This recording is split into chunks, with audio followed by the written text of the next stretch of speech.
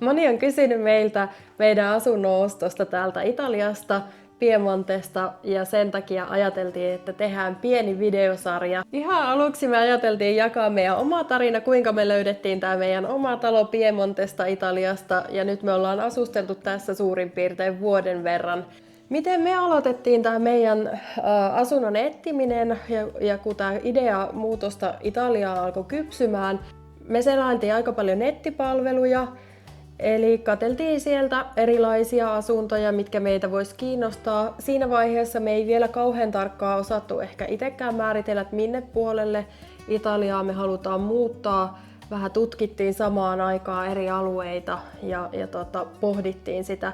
Mutta lähdettiin tutustumaan noiden nettisivujen avulla siihen, että minkälainen se hintataso on eri puolilla ja minkälaisia taloja sillä omalla hintahaarukalla voisi mahdollisesti saada. Ja laitetaan oma video siitä, että mitä nettipalveluja voi käyttää, mitä siellä kannattaa, mihin siellä kannattaa kiinnittää huomiota. Palataan siihen myöhemmin. No sitten me lähdettiin lomareissuilla ehkä sitten rajaamaan sitä aluetta tarkemmin, että minne puolelle Italiaa halutaan asumaan. Ja koska se ei ollut meille niin kuin päivän selvää, että minne halutaan, niin sitten tehtiin useampi lomareissu sillä, että vuokrattiin auto lentokentältä ja ajeltiin sitten ympäri Pohjois-Italiaa. Se me oltiin niin kuin pystytty rajaamaan, että ihan sinne Etelä-Italiaan ei haluta, mutta sitten Pohjois-Italiassa ajettiin sekä itä- että länsirannikkoa ja loppujen lopuksi sitten päädyttiin tänne Piemonteen. Haluatko kertoa niistä lomareissuista vähän tarkemmin? No joo, me lennettiin ensimmäisellä kerralla Venetsiaan ja otettiin sieltä auto alle ja mentiin sitä itärannikkoa, Veneto ja Emilia Romagna, Abruzzo, Marche, nämä kaikki käytiin. Semmoinen reilu pari viikkoa meillä meni ja aika paljon kilsoja tuli ja mentiin sitten itse asiassa samalla reissulla siitä suunnilleen Rooman korkeudelta länsirannikolla ja ajettiin sieltä sitten ylös. Huomattiin se, että tykättiin sinänsä siitä niin kuin Marchen ja Abruzzon alueesta. Ehkä Marche jäi eniten mieleen ja se olikin niin kuin meidän suosikki hyvin pitkälle. Ja meillä oli ajatus aluksi, että haluttaisiin enempi sinne niin kuin rannikolle. Mutta sitten kun tultiin sinne länsirannikolle, niin huomattiin se, että varsinkin silloin elokuussa, kun oltiin liikenteessä, niin turisteja oli ihan valtavasti ja hintataso oli hyvin erilainen kuin siellä itärannikolla. Todettiin, että ainakaan se niin kuin Toskaanan ja Ligurian seutu ei ole se meidän juttu, että halutaan niin kuin selkeästi enempi tavallaan autenttista Italiaa ja vähän vähemmän turisteja. Sitten tuli mieleen, mä olin ollut työreissulla Piemonten alueella pari kertaa, niin tuli mieleen sitten se, että se olikin aika kivaa aluetta ja ajeltiin vielä tänne Piemonteen sillä samalla reissun lopuksi ja molemmat tykästyttiin sitten tänne. Tuolla naapurin kukko kiekuu taustalla. No, se voi kuulua tai ei kuulua. Joo, juuri näin. Ja tehdään oma video sit siitä, että miksi me tykästyttiin Piemonteen. No mitäs sitten, kun oltiin tultu siihen tulokseen, että halutaan Piemonteen, niin minkälainen lomareissu sen jälkeen tehtiin? No se oli vähän erilainen lomareissu. Ja haluttiin niin kuin fiilistellä sitä, että minkälaista Piemonten alueella on talvella, koska Italiassa yleisesti kesällä on varmasti joka paikassa kivaa, mutta minkälaista talvenvietto tai asuminen talvella Pohjois-Italiassa on, niin sitä lähdettiin sitten testaamaan seuraavaksi. Oltiin sitten jouluaikoihin täällä Piemontessa ja kierrettiin sitten, kun oltiin tarkemmin katsottu niitä alueita, mitä voitaisiin ajatella, niin käytiin sitten semmoinen reissu, missä kierrettiin näitä kyliä ja vähän fiilisteltiin sitä. Eli haluttiin tavallaan hahmottaa, tämä Piemonten aluekin on aika laaja, niin haluttiin hahmottaa sitä, että mitkä on ne alueet täällä Piemontessa, mistä lähtään sitten etsiin meidän taloa. Ja oltiin sitten toki sitä lomareissua ennen jo katseltu aika paljon netistä niin kuin ihan talojakin. Ja käytiin katsomassakin taloja sillä niin kuin omatoimisesti ulkoa käsin, että okei, tällainen sijainti, tämmöinen hintataso. Tällainen kylä. Tältä tämä talo näyttää ulkoa päin. Mutta sitten lomareissun aikana sovittiin myös yhdestä talosta ihan esittelykin, joka itse asiassa on tässä ihan meidän naapurikylässä ensimmäinen talo, mitä käytiin katsomassa sillä lomareissulla, silloin alettiin saamaan jo vähän niin kuin tavallaan tarkempaa rajausta siihen, että mistä päin Piemontea. Ja sitten se oli hyvä niin kuin tieto, että minkälaista täällä on talvella, että se joulu-tammikuu, milloin me oltiin, niin on sitä kylmintä aikaa täällä, niin todettiin, että me ei ehkä semmoista niin kuin hirveätä paahdetta välttämättä kaipaakaan, vaan enempi sitä, että olisi niin kuin valosampaa kuin Suomessa ympäri vuoden, ja jos nyt ei räntää sataisi Valkasuorassa, niin sekin olisi positiivista, niin silloin todettiin, että tämä talvi on itse asiassa ihan kiva, ja siitäkin voidaan sitten puhua omassa videossaan erikseen, että minkälainen talvi täällä sitten tarkemmin on. Joo, no mitä sitten sen jälkeen asunnon nosto eteni meillä? Tai asunnon etsiminen?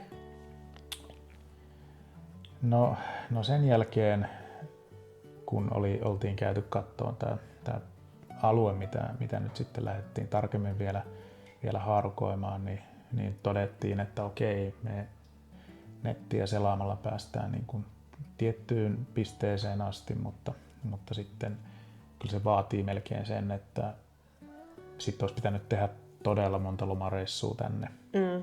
Jos olisi halunnut aina vaan sitten käydä katsomassa, tehdä lomat niin kuin sen ympärille, että olisi käynyt tutustumassa. Ja olisi voinut mennä monta vuotta ennen kuin olisi sitten löytynyt sopiva.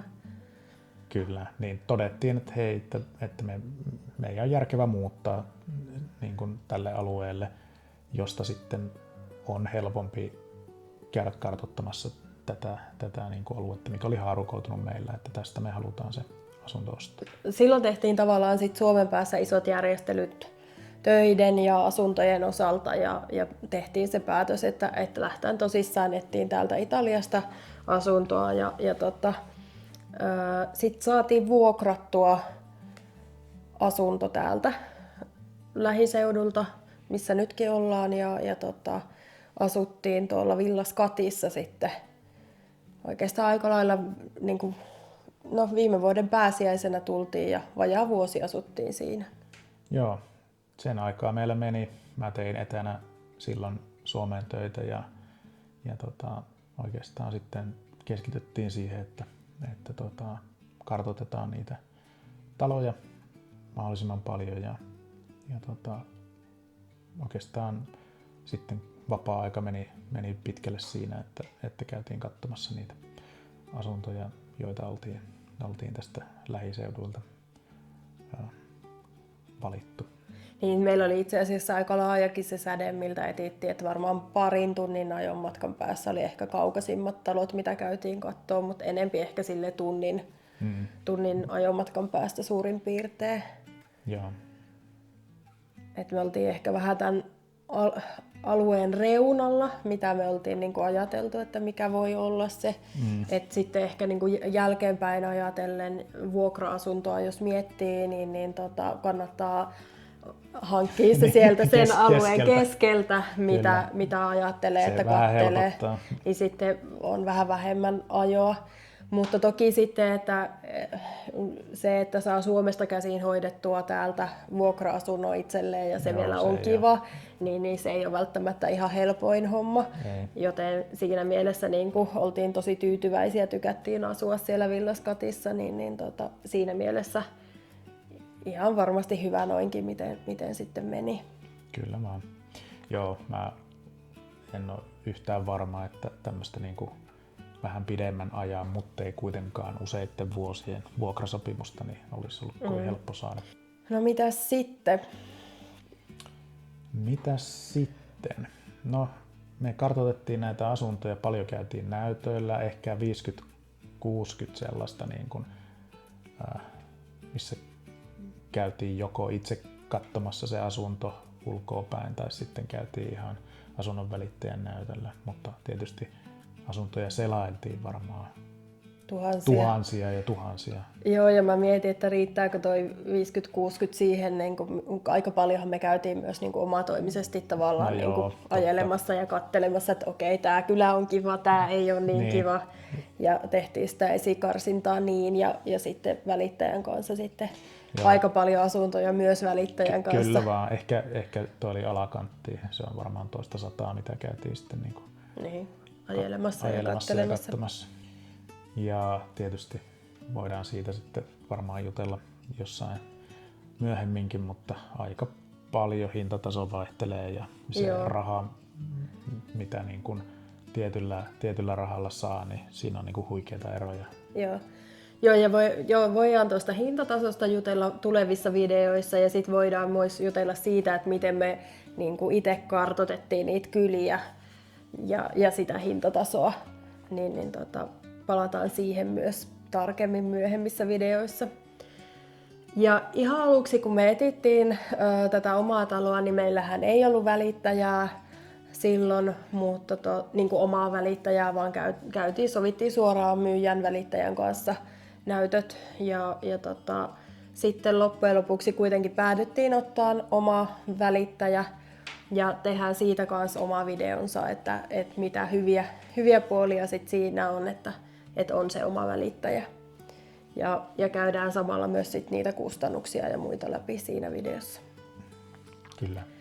Mutta loppujen lopuksi sitten sieltä pääsiäisestä asti tavallaan käytiin niillä taloja kattelemassa ihan näytöllä viikoittain, useampia taloja.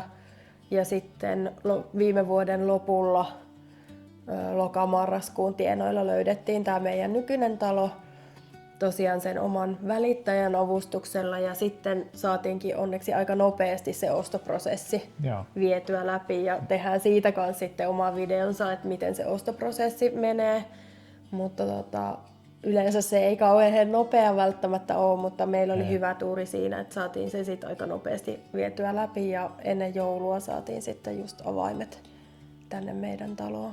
Muistatko tarkkaa päivää? 20. päivä. No niin, mäkin olisin sanonut, niin kyllä se varmaan se silloin on.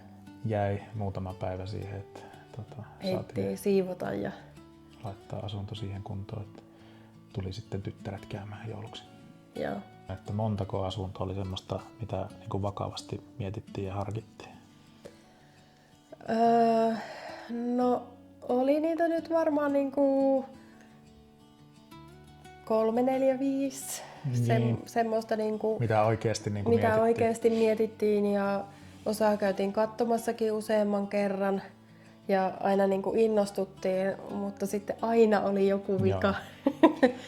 Että aina paljastui sit joko jotain tai sitten itse jäätiin kaipaamaan jotain tai sitten hintatasossa oli vikaa tai et aina oli tavallaan sit joku vika, mistä se jäi niinku kiinni. Sittenhän meillä oli aika pitkä kriteerilistaus ja tehdään siitä oma videonsa myös, että miten sitä hyödynnettiin, että tehtiin sitten semmoinen niin kuin kuitenkin aika harkittu päätös, että vaikka asuntokaupassa on paljon tunnetta mukana ja mekin aina innostuttiin niistä, että kun alkoi löytyä semmoinen sopivampi, niin sitten kuitenkin ei annettu pelkästään sen tunteen viedä, vaan kiinnitettiin huomiota myös niihin kriteereihin, mitkä meille on tärkeitä. Niin saatiin kyllä sitten, kun maltettiin rauhassa etsiä, vuosi ei ole kuitenkaan, tai vajaa vuosi ei ole kuitenkaan kauhean pitkä aika etsiä täällä asuntoa, niin siihen nähden niin mun mielestä pitkällä kriteerilistauksella löydettiin sitten kyllä tämmöinen talo, joka aika lailla kaikki kriteerit täyttää, että siinä mielessä kyllä kannatti käyttää sitä aikaa. Kyllä, ehdottomasti kannatti, että saatiin täytettyä ne, mitä me haluttiin ja lähdettiin etsiä. Hei, jos haluat enemmän tämmöisiä videoita ja haluat jostakin tietystä aiheesta, niin laita kommenttia meille, niin mehän tehdään. Ja laita kanava tilaukseen, niin se auttaa meitä tässä sisällöntuottajina. Me saadaan siitä tosi paljon rahaa. ei vielä ainakaan. No ei saa oikeasti. Mutta laittakaa silti. Laittakaa silti ja saa enemmän näkyvyyttä sillä tavalla, jos mahdollisimman moni tilaa kanavan ja kommentoi ja tykkää ja mielellään myös jakaa, niin näitä on kivempi tehdä, jos tietää, että on vähän enemmän katsojia ja näistä on jotain hyötyä muillekin näistä videoista, niin jaksetaan tehdä. Like and subscribe and hit that bell icon. Okei. Ajattelitko, että tulee niin kuin paljon englanninkielisiä tilaajia vai? Eikö kaikki aina sano smash that button? Okei, laitetaan vielä, että mitä nappia sä Ja laitetaan se kun